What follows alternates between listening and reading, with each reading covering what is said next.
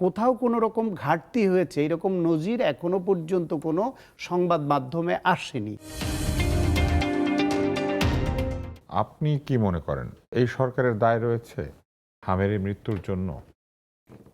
বাংলাদেশের রাজনীতির সবচেয়ে বড় দুর্ভাগ্য হচ্ছে সরকার যা কিছু করে, যা কিছু বলে, বিরোধী দল বলবে তারা ঠিক বলছে না, ঠিক করছে না, এটা অন্যায়। আর বিরোধী দলের অনেক কিছুতেই সরকার আবার প্রায় অভিন্ন ভাষা প্রয়োগ করে। এইটা সেই রকম একটা ব্লেম ছাড়া আর কিছুই না। দেখেন, বাংলাদেশে হামে এইবার এত আপনি নিজে একজন চিকিৎসক, আপনি তো খোঁজ খবর রাখেন, সব জানেন যে হামে এবার এই শিশু মৃত্যুর প্রধান কারণ হচ্ছে দুটো।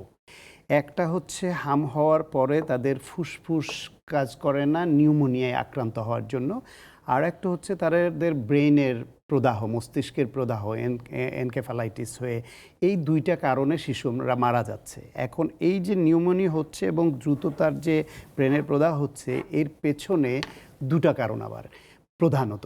একটা হচ্ছে গিয়ে এই শিশুদের টিকা, যেটা ভ্যাকসিনেশন প্রোগ্রাম ছিল, সেই ভ্যাকসিনেশন প্রোগ্রামটা চালানো হয় নাই, কারণ টিকা কেনা হয় নাই।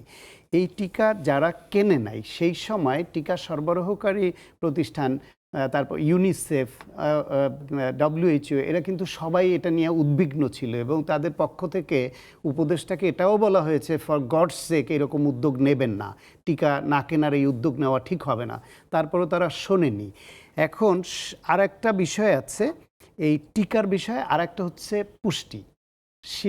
আপনি সবাই এটা জানেন, মোটামুটি মেডিকেল সায়েন্সের খোঁজ রাখেন, যারা নিউমোনিয়ায় আক্রান্ত হয় কারা, যাদের ইমিউনিটি দুর্বল, রোগ প্রতিরোধ ক্ষমতা কম, এবং সে কারণে নর্মালিও কিন্তু শিশুরা এবং বয়স্করা অথবা বিভিন্ন এমন রোগে আক্রান্ত যাদের রোগ প্রতিরোধ ব্যবস্থা দুর্বল হয়ে যায়, তারা নিউমোনিয়া আক্রান্ত হয়। সেই ক্ষেত্রে এই শিশুদের ইমিউনিটি বাড়ানোর জন্য ভিটামিন এ ক্যাপসুলের যে প্রোগ্রাম ছিল সেটাও কিন্তু বন্ধ করে দেওয়া হয়েছিল।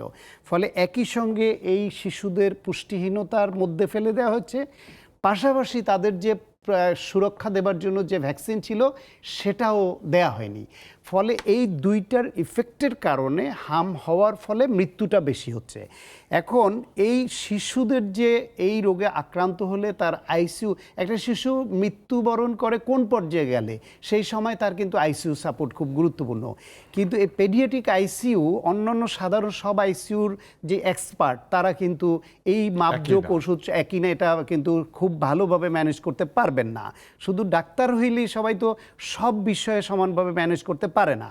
ফলে আইসিইউ আবার এমন একটা বিষয়, বাংলাদেশের মতো এরকম দেশে এই আগে থেকে আগাম আমার কবে করোনা হবে বা কবে আমার হাম হবে বা অন্য কোনো প্রাদুর্ভাব হবে, এই জন্য আমি যথেষ্ট সংখ্যক আইসিইউ কিনে আমি রিজার্ভ করে রাখবো, সেই পর্যায়ের দেশ তো বাংলাদেশ না। ফলে এইখানে এই পেডিয়াট্রিক আইসিইউর ঘাটতি আছে। তারপরও সরকার চায়নার সঙ্গে আলোচনা করে খুব দ্রুততার সঙ্গে কিন্তু অনেকগুলো আইসিইউ বেড এখানে তারা এই যন্ত্রপাতি আমদানি করেছেন, এনেছে। সরকার খুব দ্রুততার সঙ্গে টিকা আমদানি করে সেই টিকা দেওয়া শুরু করেছে। টিকা দিলেও তো সেটা কার্যকর হতে কয়েক সপ্তাহ সময় লাগে, সেই একটা বিষয় আছে। সরকার সমস্ত হসপিটালগুলোকে এটা চিকিৎসার জন্য তারা প্রস্তুত করেছে। মন্ত্রী থেকে শুরু করে ডিজি মহোদয়রা সবাই ছুটছেন প্রতিদিন এই বিষয়ে। ফলে সরকারের তরফ থেকে এইটার ব্যবস্থাপনায় কোথাও কোনো রকম ঘাটতি হয়েছে এরকম নজির এখনো পর্যন্ত কোনো সংবাদ মাধ্যমে আসেনি।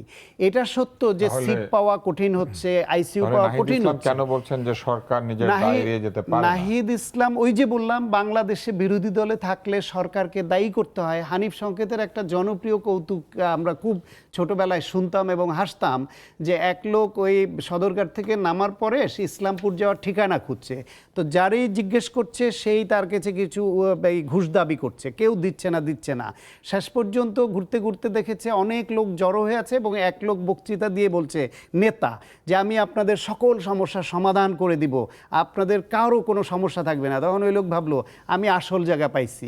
ওইখানে গিয়ে ওই মঞ্চের কাছে গিয়ে ওই লোককে বলল, ভাই আমি ইসলামপুর যাব, কেউ আমার এই ঠিকানাটা দিচ্ছে না, ইসলামপুর কোন দিকে? তাকে টেনে মঞ্চে তুলে ধরে বলে, ভাই সাহেব এই লোক ইসলামপুর যেতে দেওয়া হচ্ছে না, এই জন্য দায়ীকে ওই স্বৈরাচারী সরকার। তো বিরোধী দলে থাকলে তার সব দায় সরকারের উপর চাপানোর যে প্রবণতা এইখানে আছে, এটা সেই রকম একটা বক্তব্যের বাইরে অন্য কিছু ভাবার সুযোগ নেই।